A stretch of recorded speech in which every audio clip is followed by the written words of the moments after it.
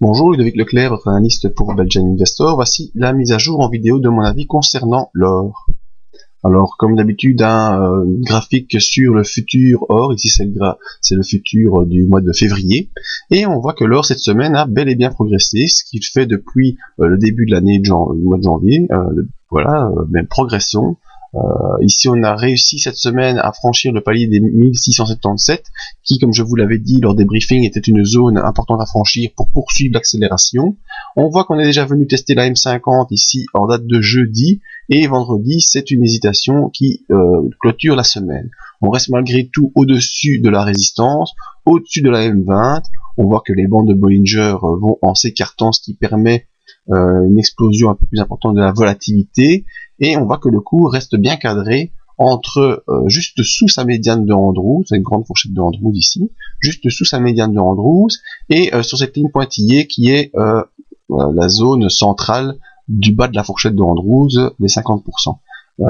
Donc on voit que cette zone pointillée sert de support actuellement pour la progression du cours qui se fait dans ce petit range assez haussier et peu écarté. Donc pour l'instant on est sous la M50, mais au-dessus de la M20, au-dessus de la résistance. Donc c'est un bon signe pour une poursuite de la hausse actuellement. Voyons si les indicateurs peuvent confirmer ce sentiment. Alors en effet, le MACD est haussier au-dessus de son signal qui également est haussier. Donc le MACD nous dit qu'il y aura probablement une poursuite de cette hausse. Voyons le stochastique. Alors le stochastique arrive dans la zone de surachat. Pour l'instant, il s'incline un peu dû à la séance de vendredi qui est une hésitation. Mais on est toujours au-dessus du signal, et signal qui est toujours haussier également. Donc pour l'instant, pas trop de quoi s'inquiéter sur le stochastique. On s'inquiétera s'il croise à la baisse dans le début de la semaine prochaine.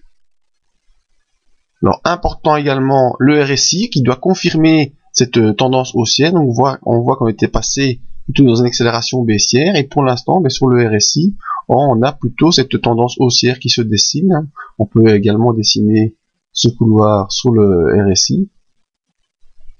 Et donc, tant que le RSI reste dans ce couloir haussier, eh bien, c'est le signal d'une augmentation de la puissance de l'impulsion. Alors, très important également, ce sont les volumes. Et là, il y a un bémol qui se note parce que, bon, sur les volumes, pour l'instant, on est toujours dans cette tendance baissière depuis le début décembre. Mais on voit quand même que ici, depuis mi-janvier, les volumes acheteurs sur ce contrat futur vont en augmentant. Donc ça c'est probablement un bon signe aussi pour l'impulsion et pour une poursuite de celle-ci. Donc, tant nos indicateurs que notre graphique nous dit qu'il y a une possibilité de poursuite de l'impulsion.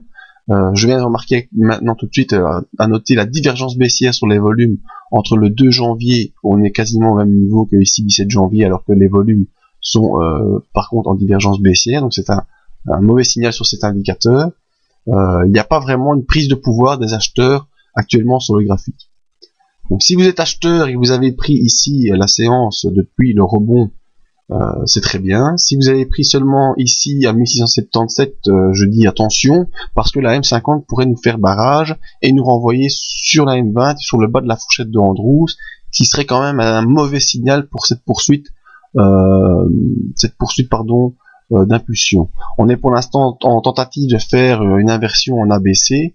On n'a pas encore confirmé un point haut plus haut, et ensuite on devra confirmer un point bas plus bas que le précédent. Donc il y a encore du chemin à faire pour retrouver les niveaux importants des 1754 par exemple, qui étaient les niveaux avant cette impulsion baissière. Donc je dis prudence, 1677 en support à observer, et la M50 vers 1607, non pas 1607 pardon, vers 1700, vers 1700 $, la M50 à surveiller pour les séances prochaines. Et vous aurez le suivi comme d'habitude dans le briefing du matin que vous pouvez retrouver sur le site, et les mises à jour via Facebook. Une petite adresse mail pour me joindre en cas de nécessité. Merci et à la semaine prochaine pour une nouvelle vidéo.